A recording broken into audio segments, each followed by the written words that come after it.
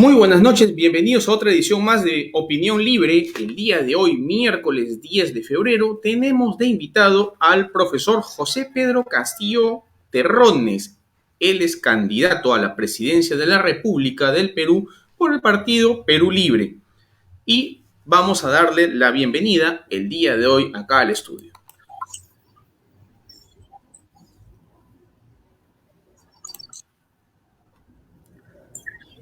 Muy buenas noches, profesor Pedro, ¿cómo está? Muy buenas noches, mi estimado Julio. Gracias por el espacio. Saludar a usted y a su amable audiencia y saludar al Perú entero. Un abrazo. Un abrazo. Es un gusto tenerlo por acá, se le agradece la presencia. Habíamos reprogramado esta presentación porque esté recuperándose del COVID. Sí, creo que los peruanos, el pueblo, estamos condenados a no solamente a sufrir esta consecuencia del COVID, sino también hemos pasado otras pandemias, ¿no? Porque creo que los gobiernos nunca se han acordado, por ejemplo, de combatir los graves problemas álgidos que ha habido, por ejemplo, en el país, ¿no? Pero acá estamos. Hoy estamos en una etapa post-COVID, nos ha dejado algunas secuelas, pero seguimos para adelante. Muy bien, esperemos que lo pueda vencer de la mejor manera posible y que este proceso de vacunación y conforme vayan viniendo las vacunas, pues logremos hasta fines de año al menos vacunar o que nos vacunemos el 70% de la población para tener la inmunidad de rebaño tan deseada este año, al menos este año, porque ya estamos viendo que el próximo año vamos a tener que volvernos a vacunar para poder soportar este virus tan problemático que nos ha tocado vivir. Pero bien, profesor, ¿por qué Perú Libre debe contar con las próximas elecciones? ¿Por qué son ustedes una opción? Bueno, he podido captarle un tanto la entretenido problema de la. Bueno, Perú Libre va a participar en este escenario político llevando una propuesta. Este es un partido nacido en las entrañas del pueblo, ¿no? Un partido nacido en la región de Junín, y va con una propuesta totalmente sana, recogiendo lo que hoy en día el Perú clama, ¿no? Para nosotros, el Perú, para que se revierta sus graves problemas, no solamente el problema de la corrupción, sino de las desigualdades y del olvido que tienen los gobiernos al Perú profundo, pasa porque tenemos que hacer un cambio estructural.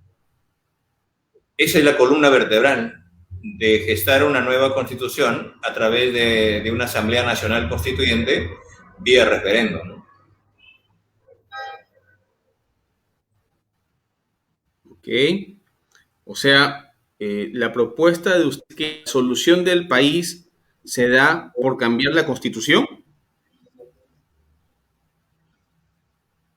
Nosotros hemos recorrido el país y cuando vemos, por ejemplo, que hay tanta desigualdad, el problema de la educación abandonada, el problema de la salud, que hoy la pandemia ha permitido desnudar de cuerpo entero la precariedad del Estado hacia el país, la falta de atención al país, el problema de la agricultura, el problema de la delincuencia.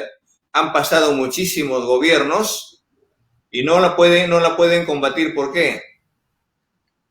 Porque simplemente estos gobiernos lo que han llegado a lucrarse. El pueblo peruano hemos participado en escenarios electorales, democráticos, políticos, pensando en que van a darle una alternativa al país, pero han sido siempre lo mismo. Entonces, ¿por qué? Porque han sido pues obedientes de este modelo económico y de esta constitución que no contempla, por ejemplo, a los sectores como educación, salud, como derechos fundamentales, y que se han olvidado de este sector tan importante, por ejemplo, como es la agricultura. Estos agricultores que han parado la olla en esta pandemia Y dígame qué gobierno le ha dado prioridad y le ha dado énfasis a estos sectores tan vulnerables. Lo digo con razón, porque vengo de este sector de la educación, y eso lo siento en carne propia, porque cuando yo siendo un maestro en la escuelita de Puña, en la escuela rural, no hay presencia del Estado. Mi comunidad, pobladores de mi comunidad, niños que están dentro de mi aula, no tienen, por ejemplo, aún no cuentan con luz eléctrica y no cuentan con servicio de agua potable. Entonces, cosas así yo creo que es razón suficiente para que Perú Libre geste este clamor del pueblo a través democráticamente el 11 de abril, marcando los lápices de Perú Libre, habremos devuelto no solamente una verdadera democracia, sino también su soberanía al pueblo peruano. Doctor Pedro, para poder tener las cosas en claro, y espero que me escuche, usted me está diciendo que hay luz porque no hay agua, porque falta infraestructura educativa, porque no hay apoyo al agricultor, entonces se tiene que cambiar la Constitución. Pero la Constitución no ve esas cosas. La Constitución es la Carta Magna donde se ven los derechos inalienables del ser humano y la organización del Estado. No ve temas operativos o leyes de segundo nivel, que eso lo ve el Congreso. Y después los gobiernos regionales, el gobierno nacional, los gobiernos regionales y los gobiernos locales. El poner una hidroeléctrica no está en la Constitución. Hacer una agua potable, un alcantarillado, Constitución, eso ya son cosas operativas, son la ley de municipalidades, la ley de los gobiernos regionales, ya son leyes. Pero usted está mencionando, y creo que, si no me equivoco, lo mencionó, que no hay los derechos, no están en la Constitución. Yo he leído la Constitución y están todos los derechos. Está la gratuidad de la enseñanza, está la libertad de expresión. Hay bastantes libertades civiles bien consignadas en esta Constitución.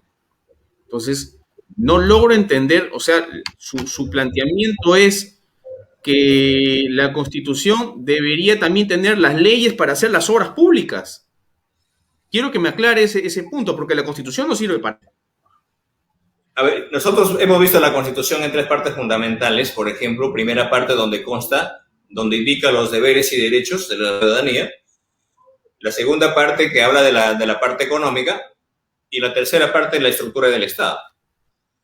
Mayormente o principalmente, por ejemplo, en el plano económico, creemos conveniente, por ejemplo, que si no se revierte y no se rescata la economía, para darle mayor facultades a las autoridades, no vamos a poder encaminar un verdadero desarrollo en el país.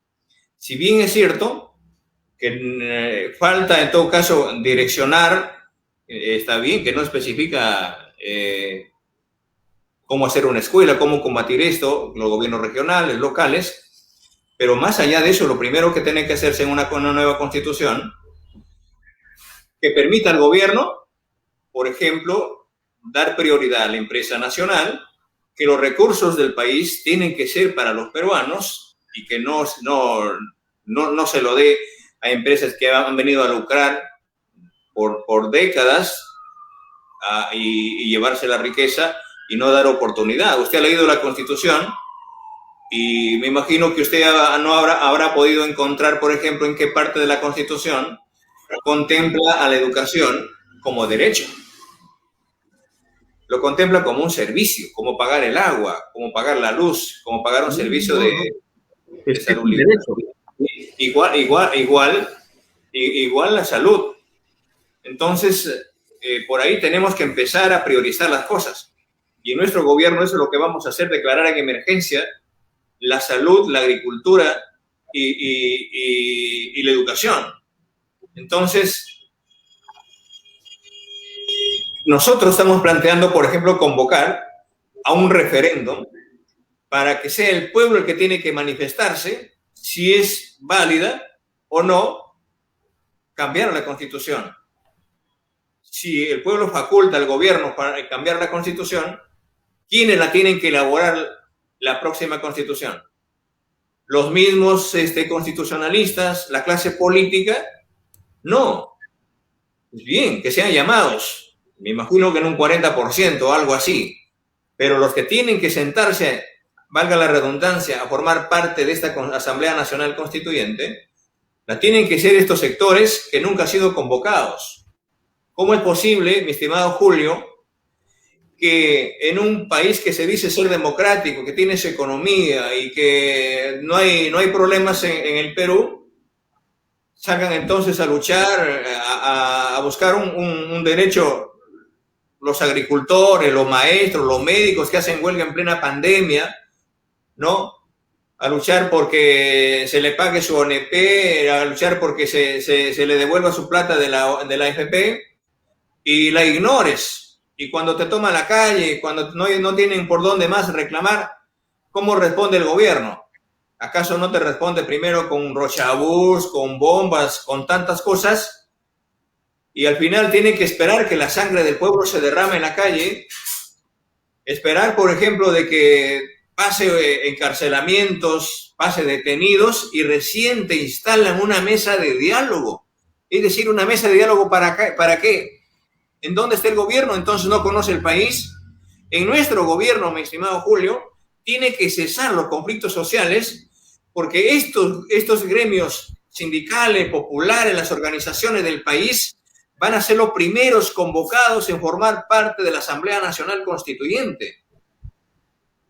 El gobierno necesitamos para que revierta la gran problemática. ¿Cómo es posible que en un gobierno que se diga que mientras se lucra muchísima gente a través de los contratos ley que saquean al país, que llevan la riqueza diariamente, te encierran en el marco de una pandemia y las empresas siguen llevando la riqueza del país y que de cada 10 escuelas, 7 escuelas estén cayéndose?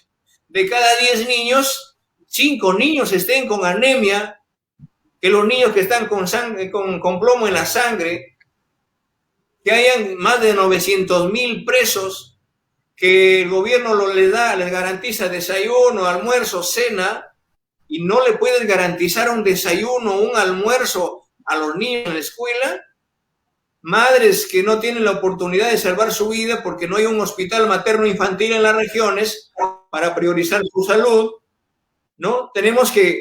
Todo pasa porque esta Asamblea Nacional Constituyente que geste una nueva constitución, eso nos va a permitir no solamente ordenar al país, que sean agendados, que estén puestos en la nueva, las grandes demandas, las grandes necesidades, trasladar su plataforma de lucha a esta Asamblea Nacional, y a partir de ahí podremos en conjunto recuperar la economía, luchar contra la corrupción, luchar contra la delincuencia y contra el crimen organizado. Que el gobierno democrático permita, con participación popular, reactivar la economía para repotenciar la micro y pequeña empresa, que se nacionalice, por ejemplo, inmediatamente el gas de camisea, luchar contra este crimen, el problema de la delincuencia. ¿Cómo es posible que un gobierno haya abierto, por ejemplo, las fronteras del país para que hermanos de otros países, bienvenidos al Perú, como se van nuestros compatriotas a otras latitudes del mundo, pero no puedes permitir que venga gente de afuera a delinquir, a violar, a hacer lo que quieren en el país? Entonces, nosotros, por ejemplo, asumiendo el mandato del 28 de julio, en el acto vamos a sacar un decreto supremo, devolverle a su país a estas personas que han venido a delinquir, estas personas que han venido a hacer lo que quieren con el país. Y no estamos en contra de las personas que han venido a ganarse el pan con el sudor de su frente, ¿no? Entonces, la tenemos claro como país. Profesor, profesor, si me permite, quiero ordenar las ideas que está porque está mezclando, me parece, estamos mezclando varias cosas aquí. A ver, en la Constitución, hasta donde lo puedo ver, el artículo 7 de la Constitución se consigna la parte ¿no? Que todas las personas tienen derecho a la protección de su salud, la del medio familiar y de la comunidad, así como el deber de contribuir a su promoción y defensa. ¿Ok? Entonces, estamos hablando de que está dentro de la Constitución la protección a la salud, ¿no? Están muchos derechos, la educación también. Estamos hablando de que eso sí está. Usted me está diciendo de que van a gobernar, si no hay una constitución, no, la solución de todos los problemas se basa en una constitución. Yo realmente, todo lo que usted más menciona está en la constitución. Ahora, el manejo operativo, para entenderlo, ya no depende de la constitución, sino de los gobernantes. Usted me está hablando de los contratos ley. En la Constitución está ahí los contratos ley, sí es cierto, en la parte del desarrollo económico. Pero si se firmaron los contratos ley, no porque la Constitución esté mala, sino porque el gobernante fue un corrupto o sus funcionarios estuvieron en corrupción. Y eso no tiene nada que ver la Constitución. Es un tema de personas. Es un tema de personas. No revisaron bien los contratos ley, no redactaron bien los contratos ley y no tiene nada que ver en el tema de la Constitución. Educación Yo creo que gratuita Julio, tenemos. contratos ley, Eso porque tenemos. Yo le quiero hacer una pregunta, profesor. Yo le quiero hacer una pregunta. ¿Qué opinión tiene usted de Nicolás Maduro? bueno, ¿y yo quién soy para juzgarla, no? Yo creo que no solamente se tiene que ver, muchas veces se estigmatiza a un país donde lo tienen que juzgar los mismos venezolanos. Más allá de ver los problemas de Yo le Venezuela, pregunto.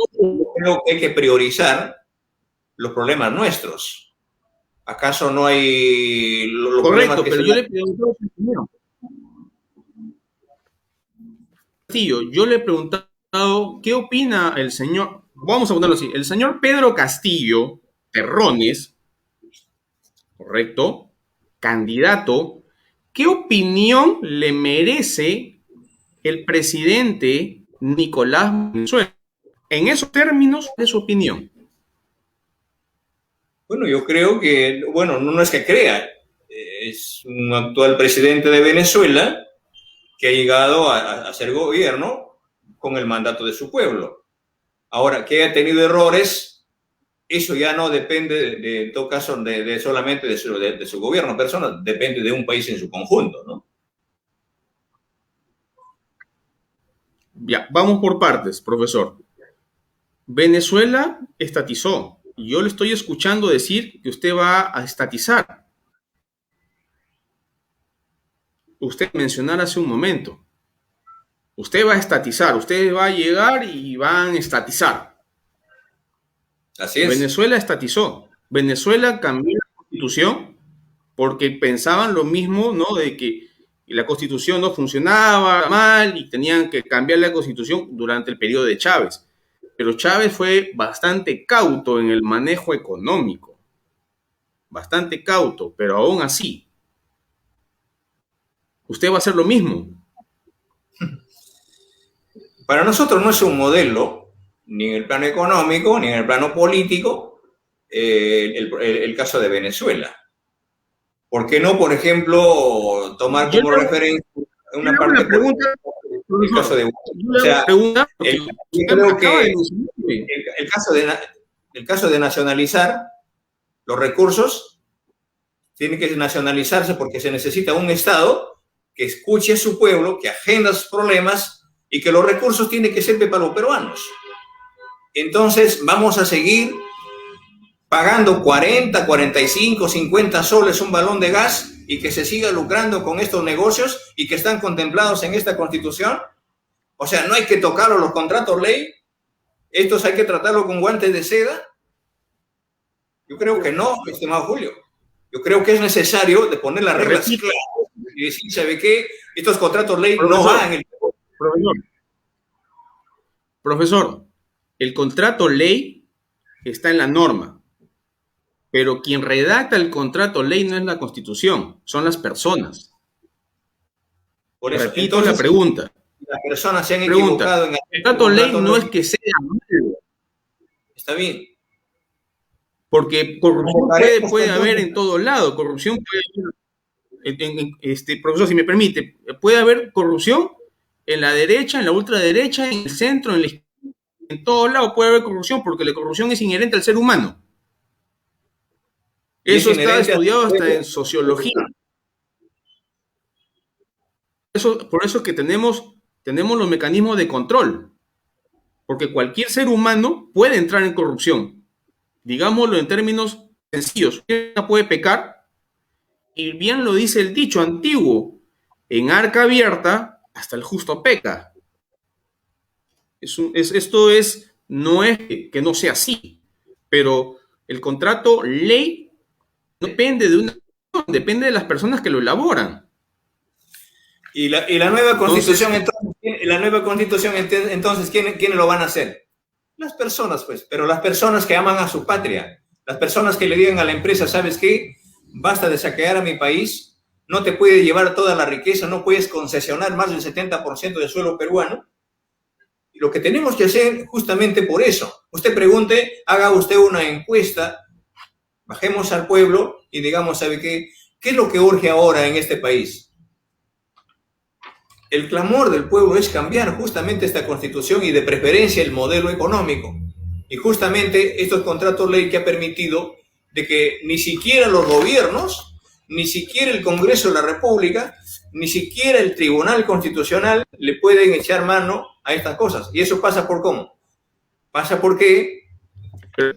profesor, lógico, es que es lógico, si el contrato ya está firmado, aunque no nos guste, aunque lo hayan hecho, aunque las personas hayan sido corruptas, un contrato se respeta, porque si no, imagínese, si no respetamos los contratos, mañana la persona que tiene un alquiler de una casa, el inquilino no lo respeta y se queda con la casa.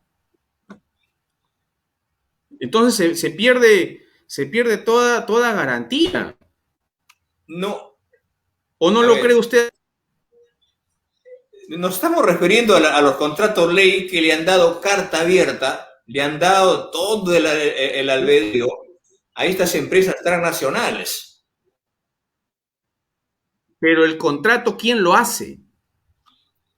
O sea, la norma es una cosa y cómo se redacta el contrato es otra cosa. No confundamos a la población, ojo, no confundamos a mis seguidores, porque una cosa es, ya, la norma contempla los contratos ley, pero en la norma, en la Constitución, no te dice cómo tienes que hacerlos.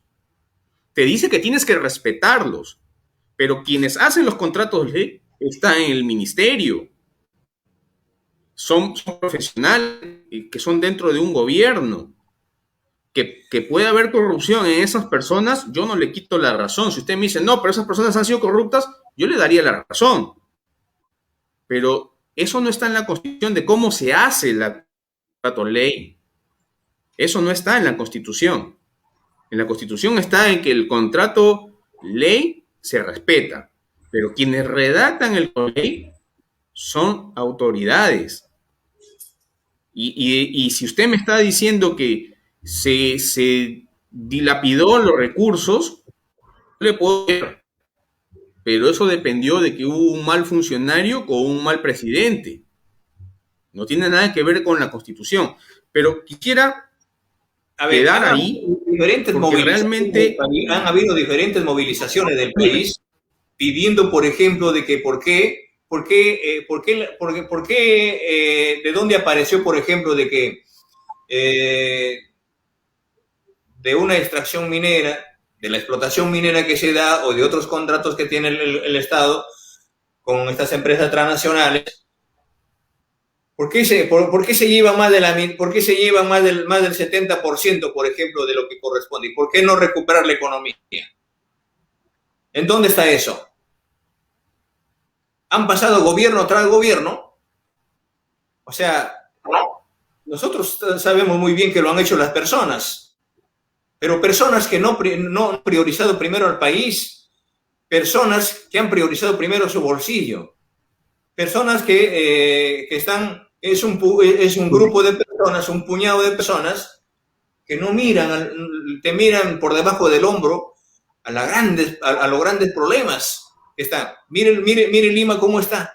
Mire las grandes ciudades. Mire las grandes iglesias desposeídas.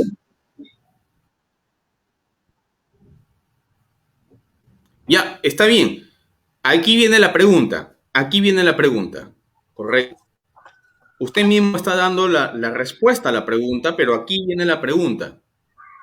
Si usted está reconociendo que el problema está en quienes hacen los contratos ley, ¿para qué quiero cambiar la Constitución? Tenemos que cambiar la Constitución porque lo han hecho personas que son insensibles a las necesidades del país. Usted me dice, lo han hecho las personas. ¿Quién más lo van a hacer? Pero la tenemos que hacer las personas juntamente con el pueblo. No un espacio donde solamente tenemos que convocar a los constitucionalistas y a los políticos que participen en las organizaciones y hay que detallarla y hay que hacer una convocatoria, una cruzada nacional para que también se explique y se haga una constitución política y se explique artículo por artículo, ¿no? De preferencia, pues, el modelo económico. Correcto. Ya, ahora, si usted me está diciendo, ya hago una asamblea constituyente y la asamblea constituyente se... porque creo que usted también ha vivido, como yo, la asamblea constituyente del 92 o del 93. Yo soy miembro de mesa en esa época, no me equivoco, yo la constitución del 93, yo la leí, la del 90, ahora la misma que la del 93 que firmé, cuando fui a votar, y estaba muy joven. De repente 18, 19, 20 años, no recuerdo exactamente, pero estamos hablando de que ya hemos vivido una asamblea constituyente. Si hemos pasado una asamblea constituyente y hemos visto cómo demora una asamblea constituyente. Y la asamblea constituyente, y eso no me va a dejar mentir, ¿no? Usted también ha estado ahí. Usted también vivió la asamblea constituyente del 93. Me imagino que también votó y me imagino que también la leyó. ¿O no es así, profesor? Sí, nosotros nos pronunciamos justamente por esta Constitución, porque no se dieron los espacios para no solamente para su elaboración y para su aprobación. Yo creo que por eso es que tenemos hoy en día esos problemas. Nosotros recorremos el país y cuando preguntamos, por ejemplo, de los pueblos, cuáles son las personas notables o los representantes de los diferentes sectores, si participaron en la Constitución. Profesor, le pregunto a usted, candidato, habrá tenido 22, 23 años en el 93, ¿correcto? ¿Usted leyó la Constitución del 93? Porque hubo un tiempo para que todos leyeran. Yo la leí antes de votar. Yo tenía 22. Yo leí la Constitución del 93.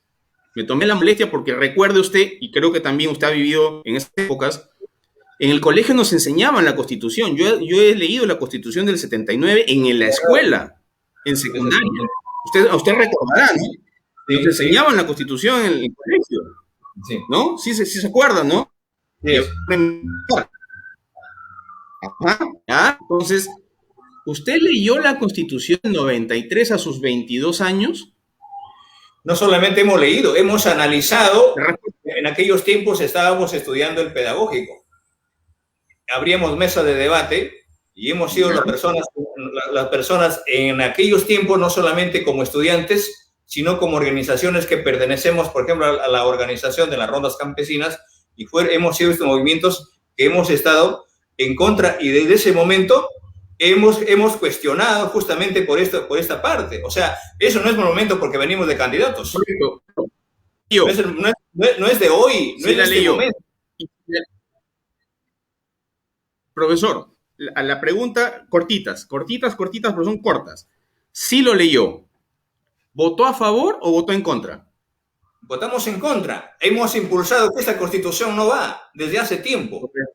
O sea, no es una lucha, no es coyuntural, no es porque estemos en el escenario político. Este es un trabajo que sentimos. Profesor,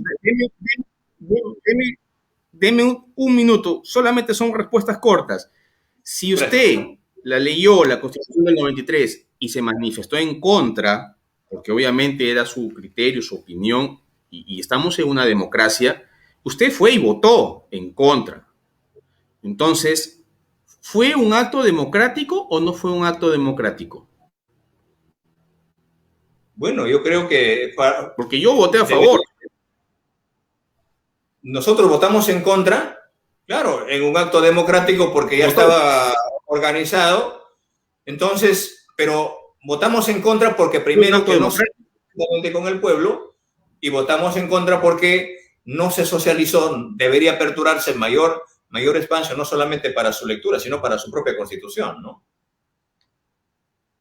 Pero al igual que yo, usted, al igual que yo y al igual que muchos peruanos en esa época, tuvimos la opción de manifestar, La hemos ¿no? manifestado a Tuvimos la través del opción de voto. decir me gusta o no me gusta a Nosotros través del no, voto.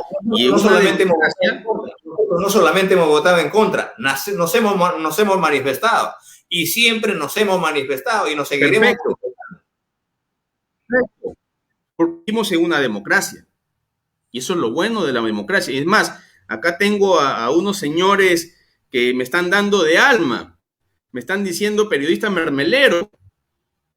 Entonces, vivimos en una democracia y las democracias son de mayorías y de minorías. Sí, pero no se ¿No puede es manosear, así?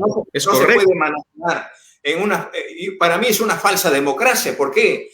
Porque se manipula a través de los medios de comunicación de cobertura nacional, se prepara la cancha, manipulas a un pueblo que no tiene, que no participa o en todo caso ignoramos y solamente manipulamos y la llevamos y la arrastramos a la gente que va y pregunta el día del día, ¿por quién vas a votar? Ah, yo estoy de acuerdo con el sí, ah, yo también marco el sí, pero no lee, no participa. Entonces, creemos importante que hoy es el tiempo donde el Perú ha levantado su servicio y ahora geste su propia constitución. Yo la llamo la primera constitución del pueblo. Entonces, yo creo que es necesario, cuando yo, y lo digo con conocimiento de causa, mi estimado Julio, yo recorro el país, he recorrido no solamente en este momento, sino visitando las escuelas, organizándonos con las rondas, organizándonos con los maestros, y hemos socializado y hemos preguntado en diferentes eventos, y hemos preguntado, por ejemplo, a ver, acá en esta ciudad, ¿cuál es la persona notable o hay algún dirigente o hay algún compañero del pueblo que ha sido parte de la Asamblea Nacional Constituyente? Y hasta el momento no encontramos. Dígame dónde está la democracia. Pero, O sea, profesor, la democracia cuando solamente usted para ir tiene a votar, hijos, la democracia solamente para ir a votar, o la democracia tiene que ser la participación abierta, directa del pueblo para impulsar su destino. están los políticos. Cualquier persona puede militar un partido político como el suyo, por ejemplo, y participar en una elección. Para eso están los partidos. Algo que sea una estructura tipo, voy a hacerlo así, voy a decirlo porque tengo que decirlo, que sea una estructura de partido único, ¿no? Que sea un politburó, correcto, un politburó, ¿ok? Y estamos hablando de un sistema de partido único comunista de los tiempos de la Unión de Repúblicas Socialistas Soviéticas. Pero los partidos políticos existen para que las personas se inscriban, militen, postulen en sus internas y vayan a esas elecciones. Usted me está hablando que hoy, en el 2021, está buscando a esos asambleístas que por lo general algunos ya habrán fallecido porque ya eran personas mayores y otros de repente en el país, porque pasa así. Porque fueron 120, 130, no recuerdo exactamente el número de asambleístas que representaron a todo el país. Porque es Claro, así. se Vivimos en una estructura de convocó, partidos políticos. se A los partidos convocó políticos. a este Congreso, se la convirtió en el Congreso Constituyente, pero es un Congreso No, pero que la Asamblea Constituyente, ¿usted recuerda de Asamblea Constituyente del 93, ¿quién no entró a la Asamblea Constituyente del 93 porque se opuso? ¿Quién fue? ¿Recuerda? No la recuerdo. Es una tarea para mí. Fue el APRA. ¿No? Fue el APRA. Si usted se acuerda, el APRA rechazó participar de la Asamblea Constituyente. No participó. Bueno, estaba en su derecho, ahora No tenía daba, su no. razón. Me imagino que habrá pasado por un análisis dentro de su Claro. partido. Es una decisión partidaria, ¿no? Exacto. Pero yo creo que en el Perú no solamente existe una crisis, así como existe una crisis económica, una crisis educativa, también pasamos por una crisis política, ¿no? Exacto. Yo estoy de acuerdo, estoy totalmente de acuerdo con usted ahí. En ese punto, le digo la verdad, tenemos una crisis política, porque tenemos una falta de valores a todo nivel. Coincido con usted. El peruano y no ha demostrado, nosotros no solamente hemos política, demostrado una crisis corruptos. moral, una crisis educativa, una crisis de salud, una crisis educativa, en todo lado. Entonces... Sí, sí. Profesor, usted recordará las declaraciones de Marcelo Odebrecht cuando dijo, yo no necesité corromperlos, ya estaban todos corruptos. Ese es nuestro país. En la corrupción hay dos acciones, el corrompido y el corruptor. Y eso está enquistado. ¿Desde dónde aparece? Exacto. Desde el primer poder del Estado. Vamos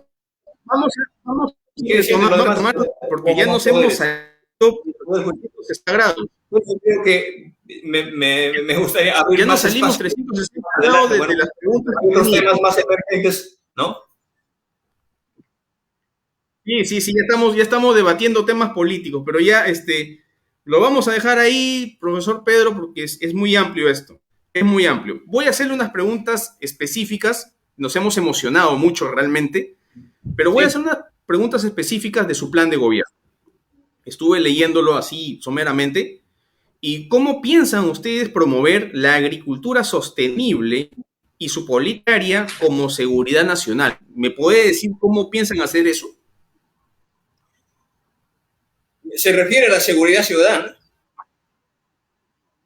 No, me refiero en su plan de gobierno, yo lo he visto en su plan de gobierno, les mencionan que quieren promover una agricultura sostenible, que tienen una política agraria con seguridad nacional, ¿no? Y que su meta es, pues, bajar la pobreza en el Perú. Entonces, mi pregunta va a cómo piensan promover esta agricultura sostenible y cómo piensan esta política agraria como seguridad nacional, ¿cómo piensan hacerlo?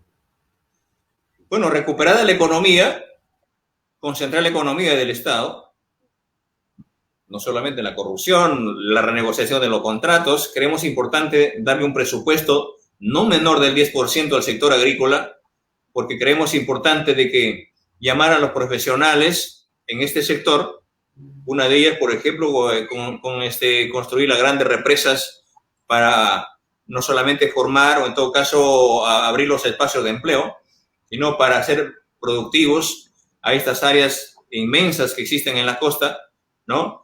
Yo creo que pasa porque también tenemos que motivar a nuestros agricultores, dándole créditos a bajos intereses, ¿no? Capacitar a nuestros agricultores. Hay todo un plan, pero pasa porque tenemos que llamar a todos los entendidos en este sector, no solamente porque, y la tiene que direccionar directamente o en forma unilateral el gobierno, la tenemos que hacer en conjunto con los agricultores, la tenemos que hacer en conjunto con los entendidos, las personas notables en este sector, porque es un sector totalmente olvidado, descuidado, y más aún cuando se le da prioridad a la producción extranjera, ¿no? Ya, pero yo por eso la pregunta aquí sí es muy técnica, aquí es muy específica. ¿Cómo piensan lograr eso?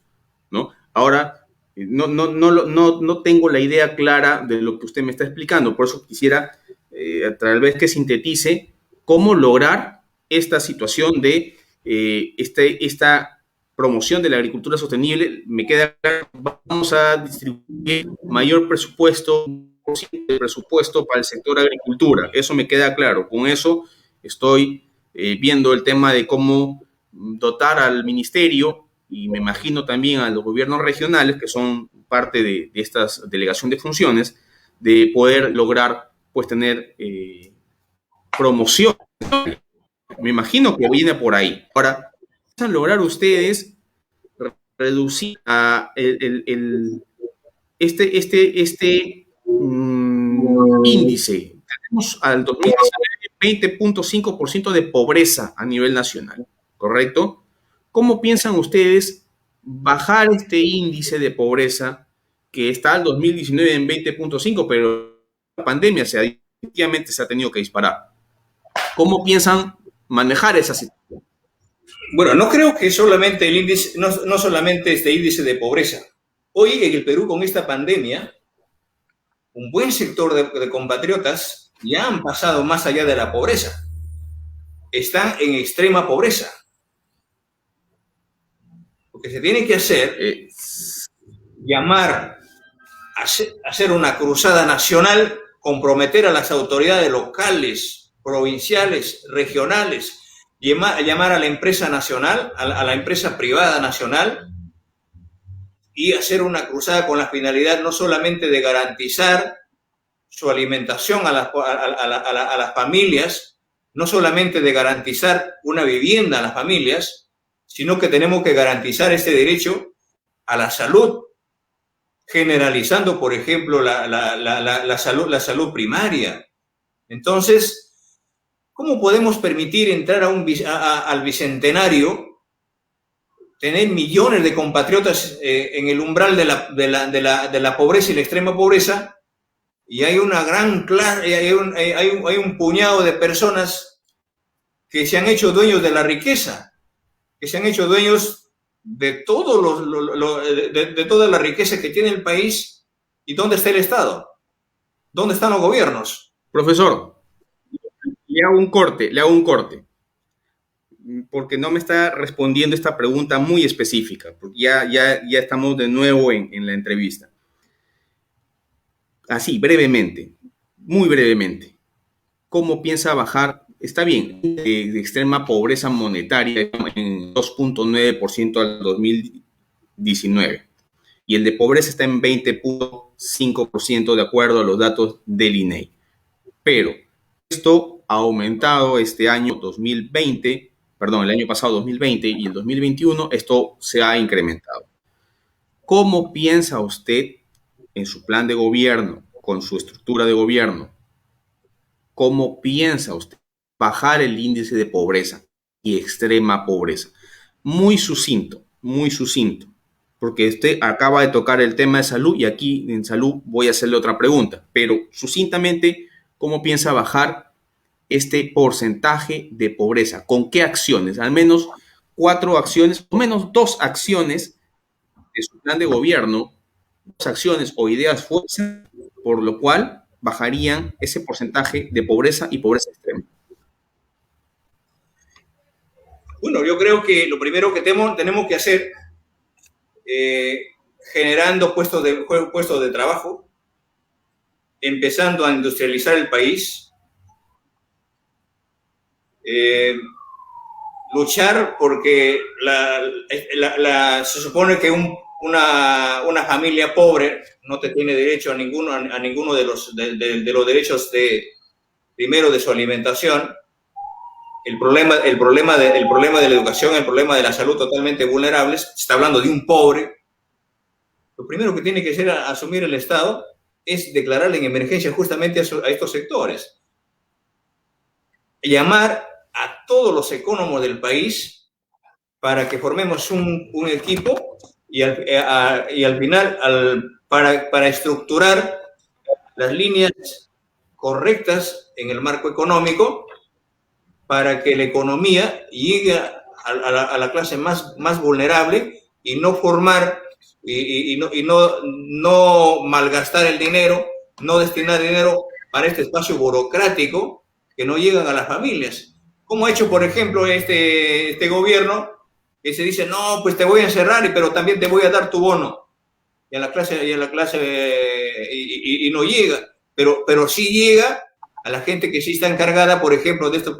O sea, tenemos que aperturar conductos de gobierno que sean operativos directamente a la familia. Miles de personas sin hogares, miles de personas sin alimentación.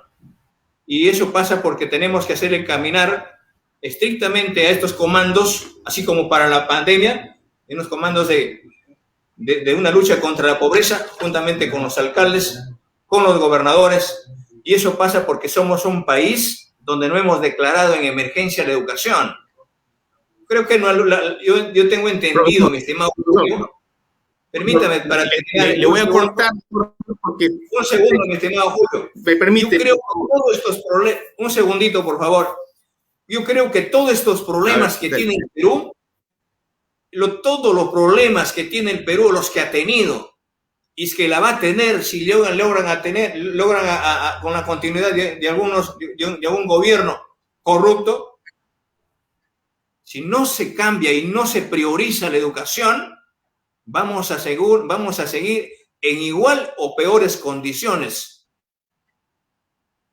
No podemos discriminar a un pueblo para darle un justo derecho de la educación, porque un pueblo educado se alimenta mejor, transita mejor, se nutre mejor, vive mejor.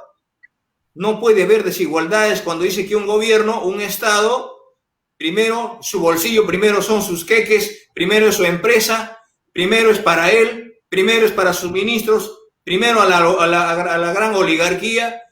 Entonces, esta forma no puede seguir así. Tenemos que trasladarla a los más pobres del Perú.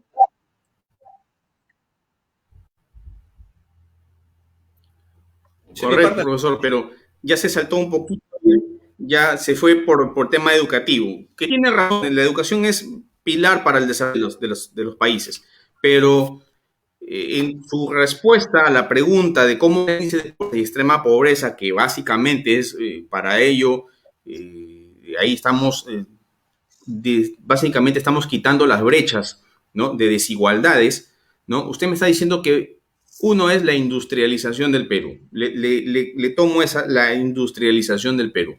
Esa industrialización del Perú viene por la parte del sector privado o del sector público. La tiene que ser el mismo Estado. Porque usted ha mencionado el Estado, quien sea el que crea las industrias, no el sector privado. El sector público tiene que ser un industrial. ¿Es así? Por supuesto. O sea, lo que ha pasado es que con las experiencias que han habido, y como nos lo vemos a otras realidades, el Estado no está en la capacidad de nacionalizar y hacer lo suyo la riqueza de su pueblo para distribuirla o para encaminar sus derechos del país. ¿Sabe usted por qué? Porque siempre se ha dejado en bandeja a personas que no la quieren a su patria, a personas que no lo quieren a su país, que no encarnan primero las grandes desigualdades del país. Entonces, si yo estoy pensando nacionalizar para hacerme rico como gobierno, como ministro, yo creo que nos estamos equivocando despacio. Entonces, se tiene que priorizar. La nacionalización pasa porque tenemos que priorizar las grandes brechas de desigualdad en el país. Correcto. La respuesta de usted es para bajar el índice de pobreza y extrema pobreza y hacer no tenga esas brechas, ¿no?, esas brechas económicas, ¿no?, de extrema pobreza, y que todos ganen, que todos estén. El Estado tiene que ser el impulsor del trabajo, no solamente el administrador de los recursos, sino que el que cree la fábrica. Los peruanos somos trabajadores. Nos han acostumbrado mal. No está en discusión. A las familias no está en discusión. Hay que darle a los pobres, hay que darle su bono. El peruano no está buscando un bono. El peruano no quiere un bono. El peruano quiere oportunidad de trabajo. El peruano sabe trabajar. Eso se trabajo. El empleador, para precisar, el empleador sería, en este caso, para bajar la pobreza, el Estado tiene que ser el empleador. ¿Es correcto? Claro, pero también la empresa privada nacional. Nosotros no estamos en contra de la empresa privada nacional, pero tiene que ser regulada también por el Estado, que también se faje por la alimentación de nuestros niños, que también se faje por la infraestructura vial, que también se faje por la salud de nuestra población. Entonces yo creo que un Estado que tenga esa sensibilidad humana primero, pero priorizando, mi estimado Julio, la educación. Esa es nuestra lucha por la cual estamos acá.